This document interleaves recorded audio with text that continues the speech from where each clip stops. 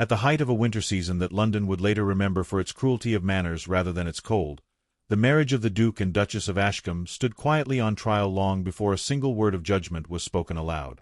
The city glittered as it always did, lamplight trembling against carriage windows, chandeliers dripping fire into gilded ceilings. Yet beneath the silk and ceremony ran a sharper current of scrutiny. It was whispered in drawing rooms and murmured behind fans that the Duchess, for all her grace, had entered a world that would never truly forgive her for being born without a title. She had brought intelligence, composure, and an unshakable sense of self into a house that valued bloodlines more than breadth, and such offerings were seldom welcomed. The Duke had loved her for precisely those qualities. He had found in her a steadiness absent from his upbringing, a quiet courage that did not announce itself, and a mind that engaged his own rather than merely admiring it. Their courtship, conducted with restraint befitting their station, had nevertheless unsettled his father from the beginning. The old Duke, keeper of generations and grudges alike, saw the marriage not as a union but as a compromise, a lowering of standards masked as romance. He tolerated the Duchess as one tolerates an unfashionable painting, with civility, silence, and a firm belief that time might correct the error. For a season, the household endured an uneasy peace. The Duchess learned the rhythms of the estate, memorized the expectations placed upon her, and fulfilled them with an attentiveness that even her critics found difficult to fault. She hosted dinners with elegance, spoke little but wisely, and never betrayed discomfort when measured by invisible rules she had not written. Yet no courtesy could shield her from the weight of being observed. Servants watched her more closely than they served her. Guests appraised her speech as though it were currency. Even the walls, lined with ancestral portraits, seemed to judge her worthiness with unblinking eyes. It was during a dinner held ostensibly to honor distant relations that the long-simmering disdain finally found its voice. The table stretched beneath crystal and silver, conversation flowing politely, while the Duke's father presided with his usual air of ownership. The Duchess spoke only when addressed, her posture immaculate, her expression composed. She had long since learned that restraint, in such company, was both armor and necessity. Yet restraint, like silence, has its limits, and the old Duke mistook her composure for submission. The remark was delivered not as an outburst but as an observation, cool and deliberate, as though he were discussing the price of horses or the replacement of a servant. He turned his gaze upon her with mild disdain and said, "I can hire 50 women like you." The words fell into the room with the dull finality of a verdict. Conversation ceased. Even the servants paused in their movements, sensing instinctively that something irrevocable had been spoken. For a moment, the Duchess said nothing. She did not blush, nor did she stiffen. Those closest to her might have noticed the smallest change in her breathing, the quiet drawing of resolve from a place deeper than pride. She looked not at the old Duke, but briefly at her husband, whose face betrayed shock without action. In that instant, she understood the full measure of her solitude. Love, she realized, was not enough if it was not defended. Then she spoke. Her voice was calm, unraised, and carried no tremor of appeal. "Then do it," she replied. The simplicity of the word stripped the insult of its assumed power and returned it, sharpened, to its source. Without waiting for permission or response, she rose from the table. The movement itself was unremarkable, but the intention behind it was unmistakable. She inclined her head once, a gesture of impeccable courtesy, and walked from the room with steady steps that did not falter. The door closed behind her with a sound so soft it might have been imagined, yet its echo lingered. The Duke remained seated, his hands unmoving, his silence more conspicuous than any protest might have been. In that silence, judgment spread swiftly. Some guests averted their eyes, others exchanged glances heavy with speculation. The old Duke leaned back, satisfied, as though order had been restored. He did not call her back. He believed, with unshakable certainty, that she would return of her own accord. She did not. By morning, the Duchess's apartments were empty. No scene accompanied her departure, no farewell offered to those who would have mistaken it for weakness. She left behind only a brief note, written in a precise hand, expressing gratitude for hospitality and stating simply that she would not remain where her presence was deemed interchangeable. The message reached the Duke as he stood before the window of his study, watching frost cling to the bare branches outside. He read it once, then again, each time feeling the weight of what he had failed to prevent. News traveled quickly, shaped by those who carried it. In some versions, the Duchess had fled in tears. In others, she had been dismissed. The truth mattered less than the narrative society preferred, that a woman without fortune had overestimated her place and paid the price for her ambition. The Duke heard these accounts with growing unease, recognizing fragments of responsibility in every distortion. He had believed that love could exist quietly within an unyielding system, that harmony might be preserved through patience alone. Now he saw that silence, when wielded by power, was never neutral. As the estate resumed its routines, an absence settled into its halls, perceptible even to those who had never favored her. The Duchess had carried with her a sense of purpose that could not be replaced by rank or ritual. The Duke felt it most keenly in the evenings, when conversation no longer followed him from room to room, and in the mornings, when the day began without her measured presence beside him. His father regarded these changes with indifference, confident that time would correct what emotion had disrupted. Yet time, once set in motion, obeys no single will. The Duke began to understand that the trial his marriage now faced was not conducted in public alone, but within his own conscience. He could remain where he was, insulated by title and inheritance, or he could pursue the woman who had chosen dignity over endurance. As the first snow fell upon the city, softening its sharp edges, he stood at the threshold of a choice he had long postponed, knowing only that whatever came next would demand more courage than silence had ever required. In the weeks that followed the Duchess's departure, London behaved as it always had when scandal brushed its silk sleeves. It leaned closer, lowered its voice, and smiled. Her absence became a subject of fascination, embroidered with speculation until truth was scarcely recognizable. In drawing rooms warmed by coal fires and curiosity, her name passed from lip to lip as a cautionary tale. Some said she had been dismissed for impertinence, others that she had fled in wounded pride, and a few suggested darker improprieties, for society preferred moral failure to moral courage. The Duke heard these whispers as one hears rain through glass, aware of their persistence yet powerless to silence them entirely. He attempted, at first, the gestures that had always resolved difficulty within his world. Letters were written in his hand, careful in phrasing, humble in tone, dispatched to addresses he hoped might reach her. Each returned unopened, their seals unbroken, the rejection more eloquent than any reply. He sent gifts next, a shawl woven in Florence, a book she had once admired, a modest sum offered not as recompense but support.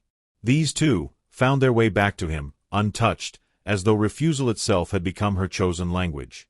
With every return, he felt the slow dismantling of his assumptions, the realization that affection could not be purchased, nor contrition delivered by courier. Within the estate, his father observed these efforts with thinly veiled irritation. The old Duke considered the matter settled, the Duchess's absence an inconvenience soon to be corrected by time or necessity. He spoke openly of alternative arrangements, of alliances that might restore balance and advantage to the family name. At breakfast, he mentioned daughters of impeccable lineage, their fortunes recited with the precision of ledgers. The Duke listened in silence, his appetite diminished, his patience worn thin by a future he no longer desired. Each suggestion hardened his resolve, though he had yet to voice it. Unable to endure the stagnation of the house, the Duke began to travel under the respectable pretext of estate business. He visited properties long neglected, met with tenants and stewards, and attended to duties that required his presence beyond the city. Yet beneath these obligations ran a singular purpose. In every town, he asked discreet questions, described a woman of intelligence and composure, careful never to frame her as missing, only as sought. He learned to listen more than he spoke, to accept uncertainty without complaint, and to endure disappointment without retreat. The landscape through which he moved seemed altered by his intent. Market towns revealed themselves not as passing conveniences but as communities shaped by resilience. Seaside villages offered a stark humility, their rhythms governed by tide and weather rather than fashion. At early railway stations, he observed the mingling of classes he had once ignored, noting how anonymity afforded a kind of freedom denied in salons and halls. In these places, he encountered echoes of her influence. A bookseller recalled a woman who debated politics with gentle conviction. A matron spoke of a visitor who had taught her children letters while refusing any payment. Each account carried a familiarity that both comforted and unsettled him, for it suggested she was not merely surviving, but shaping the world around her. As months passed, the Duke's absence from society grew conspicuous. Invitations went unanswered, and his name appeared less frequently in conversation. When he did attend a gathering, his demeanor betrayed a change that others found difficult to categorize. He listened intently, spoke with restraint, and declined to engage in the idle judgments that had once amused him. Some interpreted this as melancholy, others as arrogance, but a few recognized it as something rarer, humility born of loss. The Duke himself felt the transformation keenly, aware that the man who traveled now bore little resemblance to the heir who had once believed his position sufficient protection against consequence. The scandal, meanwhile, evolved. Without the Duchess to scrutinize, society turned its gaze upon the Duke. Questions arose regarding his loyalty, his authority, his future. Pamphlets and gossip columns speculated upon discord within the House of Ashcombe, careful never to name its source yet eager to profit from implication. His father, sensing control slipping, increased his pressure. He reminded his son of duty, of inheritance, of the fragility of reputation. He spoke of love as a luxury, tolerable only when it aligned with advantage. These conversations, once endured with resignation, now met quiet resistance. The Duke did not argue, but neither did he concede. In his restraint lay a resolve that unsettled the old man more than defiance ever could. During one brief return to London, the Duke confronted the residue of his former life with altered sight. He attended a single ball out of obligation, standing beneath chandeliers that once thrilled him, now finding their brilliance wearying. Conversations stalled when he approached, curiosity veiled as courtesy. A young lady, carefully selected by his father, attempted polite engagement, her questions rehearsed, her interest measured. The Duke answered kindly, spoke of weather and travel, and withdrew before expectation could harden into assumption. The ease with which he once performed such rituals was gone, replaced by an awareness of how hollow they had always been. His father summoned him soon after, impatience sharpened by rumor. The old Duke spoke of embarrassment, of lineage weakened by indecision, of authority undermined by sentiment. He accused his son of elevating a single woman above generations of obligation. The Duke listened without interruption, then replied with a composure that surprised them both. He spoke not of passion, but of respect, not of rebellion, but of responsibility. He stated plainly that a title stripped of justice was an empty inheritance. The words did not reconcile them, but they marked a boundary that would not be crossed again. In the weeks that followed, the Duke refused further introductions, declined additional gifts meant to entice his return to conformity, and redirected resources toward quiet reforms on his lands. He reduced rents where hardship was evident, funded small schools where opportunity was scarce, and insisted upon fair treatment from those who acted in his name. These acts were not announced, nor were they intended as penance. They were, rather, the natural extension of a lesson learned too late but embraced fully. Through service, he sought not absolution, but alignment with the values he now understood his wife had always lived by. Travel stripped the Duke of his former insulation.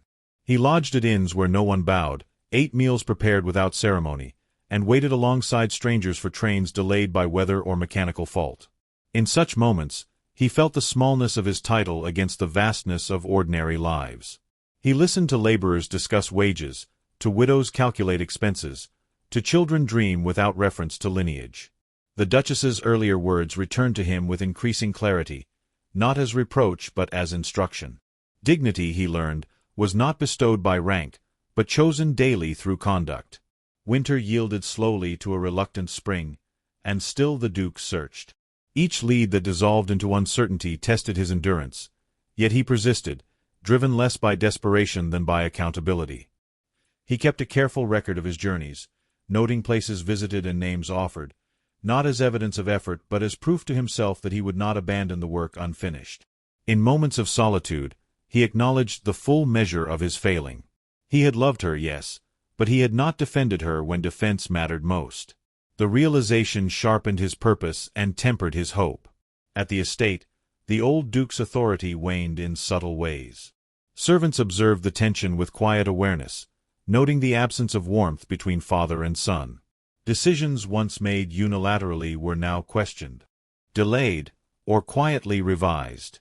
The house itself seemed to await resolution, its grandeur diminished by uncertainty. Yet the old duke persisted in his belief that endurance would restore order, that his son's wandering was a phase rather than a reckoning. He underestimated the permanence of change born from conscience. It was during a visit to a northern town, its streets lined with soot-darkened brick and its air thick with industry, that the duke received his first tangible lead. A station-master, noticing his inquiries, mentioned a woman who had arrived months earlier, alone and unannounced, seeking nothing but modest lodging. She had taken work teaching children whose labor left little room for learning, insisting upon regularity and discipline tempered by kindness. The description struck him with sudden clarity. Though the man could offer no precise location, he spoke of a small junction far from the main lines, a place easily overlooked, where trains paused more from necessity than design.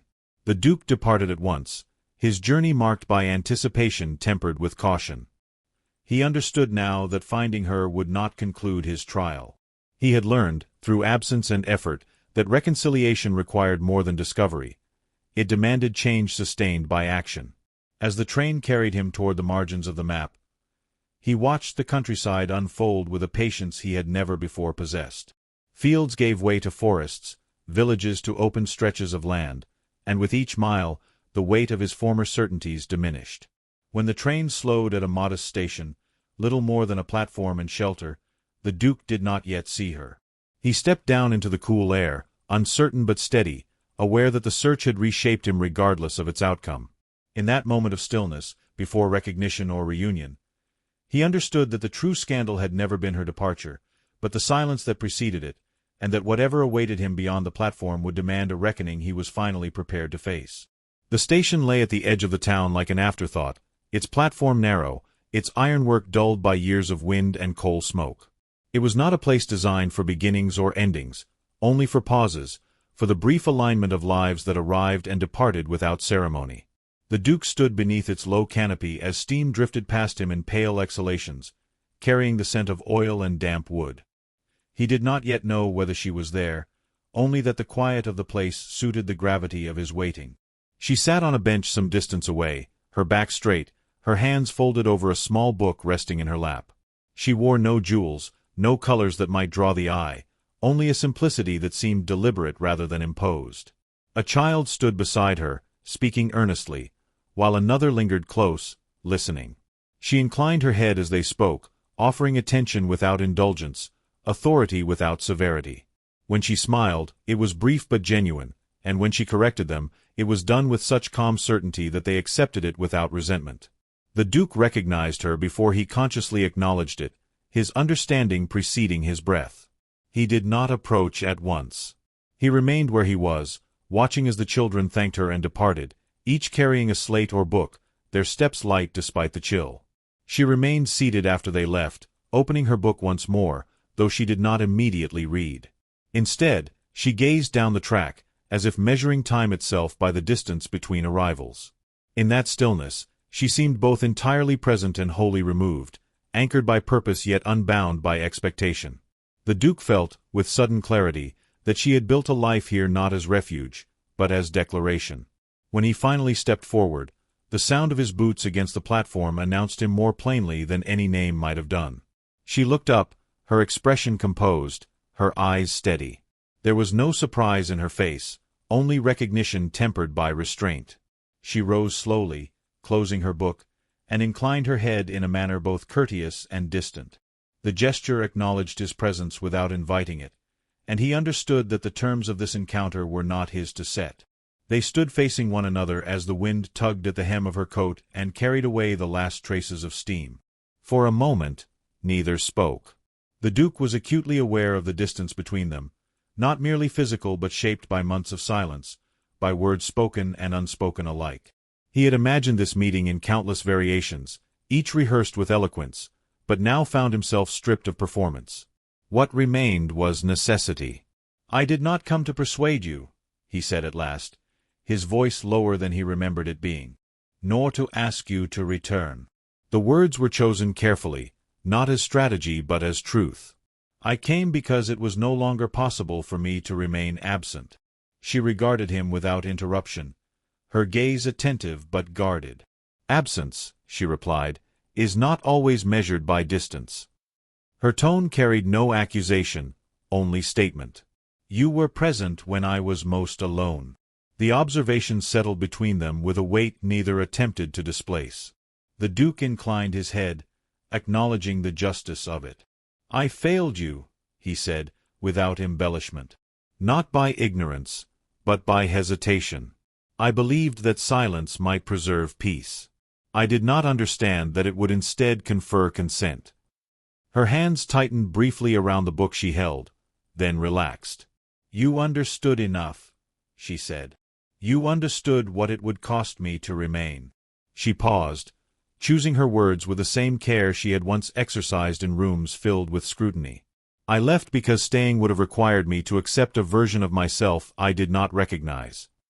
I know, he replied, and I do not ask you to return to it. He drew a breath, steadying himself. I ask only that you hear me. She nodded once, granting him that measure. The station around them seemed to recede, its sounds muted, as though the world itself had agreed to wait. He spoke then not of love as he had once understood it, but of accountability. He spoke of the journey that had altered him, of the places he had seen and the people he had listened to, of the assumptions he had relinquished piece by piece. He did not portray himself as redeemed, nor did he seek absolution. He spoke instead of change as obligation, of power as trust rather than entitlement. I was raised to believe that duty required endurance, he said. That dignity lay in bearing what must be borne. You showed me that dignity also requires refusal. His voice faltered only slightly.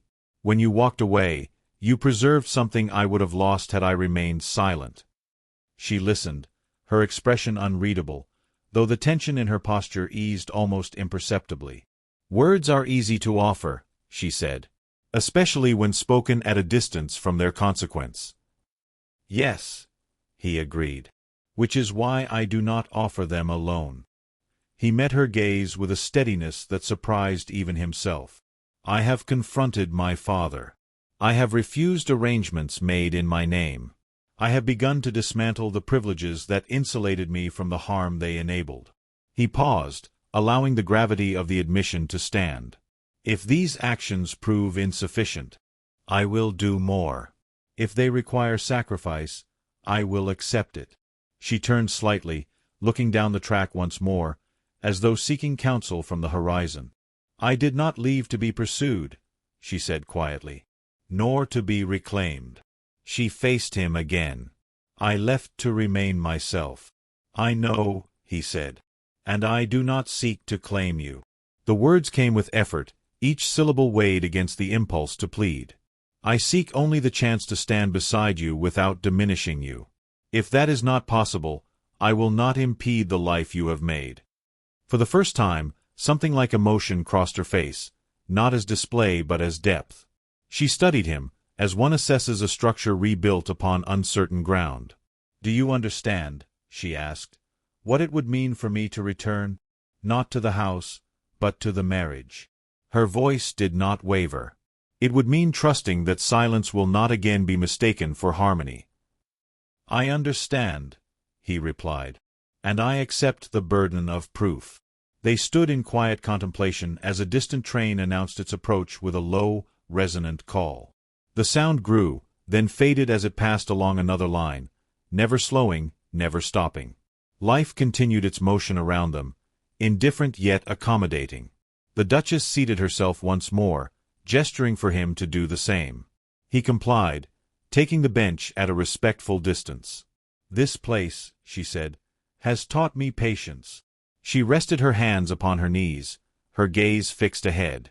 Here, one learns that waiting is not emptiness, but preparation. She turned to him. I have built something here that is mine. It may be modest, but it is honest. I would not ask you to abandon it, he said, nor would I ask you to return unchanged. He hesitated, then continued. If you were willing, I would come to you, not as master of an estate, but as a man accountable to his vows. She considered this in silence, the passing moments marked only by the soft creak of the bench and the distant call of birds. When she spoke again, her tone was measured, yet softened by reflection. I cannot promise you forgiveness, she said. nor immediacy. She met his eyes. "But I will not deny the truth of your effort." The admission, restrained as it was, carried the weight of possibility. The Duke inclined his head, gratitude tempered by restraint. "That is more than I have earned," he said. As the afternoon light shifted, casting long shadows across the platform, they spoke no further of the past. Instead, they discussed the present, the children she taught, the rhythms of the town, the small challenges that filled her days. He listened with an attention unbroken by interruption, recognizing that understanding was not achieved through declaration, but through presence. When the time came for him to depart, the Duchess rose and extended her hand. The gesture was formal, yet not devoid of warmth. He took it, feeling in its firmness not closure, but condition. As he stepped back, she returned to her bench, opening her book once more. The Duke walked the length of the platform and boarded the waiting train. As it pulled away, he looked back to see her seated as before, composed, unhurried, unyielding in her dignity. He did not wave, nor did she. The space between them remained, but it was no longer defined by silence alone. It was filled now with intention, with effort yet to be proven, and with the quiet knowledge that waiting, when chosen freely, could be the beginning rather than the end. When the Duke returned to London, he carried with him neither haste nor triumph, but a resolve tempered by humility. The city received him with its habitual indifference, for London had little patience for inward reckonings, yet he moved through its streets as one newly awakened to consequence. He did not seek immediate audience with his father, nor did he retreat into avoidance. Instead, he ordered his affairs with deliberate clarity, issuing instructions that reflected principle rather than inheritance, and preparing himself for a reckoning that would redefine not only his marriage, but the authority he had long assumed immutable. The summons from his father arrived as expected, conveyed with the unspoken presumption of obedience. They met in the old study, a chamber dense with leather-bound volumes and portraits of men who had mistaken endurance for virtue. The elder Duke spoke first, as he always had, recounting obligations, alliances, and the necessity of sacrifice in service of lineage. He spoke of reputation as though it were fragile porcelain, easily shattered by sentiment, and waited for agreement delivered through silence. The Duke listened without interruption, then answered with a calm that marked the end of submission. He spoke of dignity as a standard rather than a concession, of marriage as covenant rather than convenience. He declared that no inheritance justified the diminishment of another's worth, and that a title unmoored from justice was an empty distinction. Should his position demand a choice between power and principle, he said, he would choose principle without regret. The words, delivered without flourish, unsettled the room more thoroughly than defiance ever could. His father dismissed this resolve as obstinacy, yet the tremor beneath his authority betrayed awareness. Power questioned rarely recovers unchanged. The Duke bowed with formality unmarred by compliance and departed, conscious that the fracture between them had become permanent. He felt no triumph in this severance, only alignment, the rare assurance of conduct matching conviction. True to his declaration, he reshaped the estate's governance with transparency and restraint.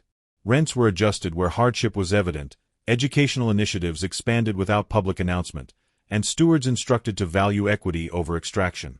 These changes were enacted quietly, sustained through consistency rather than proclamation. Those affected recognized sincerity in repetition, and trust grew not from generosity, but from reliability. Months passed before he returned to the station where waiting had once defined him. This time he arrived without urgency, bearing no plea beyond presence. The Duchess received him with composed acknowledgment, her manner neither softened by sentiment nor hardened by memory. She had observed his actions from afar through their effects, not through rumor. Supplies had reached her pupils without condition, improvements had been made without claim, and the dignity of her work had been preserved rather than appropriated. They spoke again, not of grievance, but of direction. He recounted decisions rendered irreversible, of authority relinquished where it conflicted with conscience. She listened, weighing not sacrifice, but sustainability. Forgiveness, she knew, was not bestowed in moments, but cultivated through endurance. When she agreed to return, it was not framed as restoration but as collaboration. Terms were established as boundaries rather than demands, and he accepted them without qualification. Their return to the estate passed without spectacle. Observers noted not reconciliation, but recalibration. The Duchess's authority rested not on title alone, but on demonstrated respect, and the household adjusted accordingly. The elder Duke received them with reserve, his opposition dulled by inevitability. He found himself rendered peripheral not through confrontation, but through relevance lost. Though he offered no apology, his silence conceded what pride would not allow him to voice. In the months that followed, the estate transformed. Schools were founded, labor practices revised, and the Duchess's influence extended beyond ceremony into substance. The Duke stood beside her as ally rather than overseer, his presence affirming rather than eclipsing. Society, adaptive as ever, revised its narrative.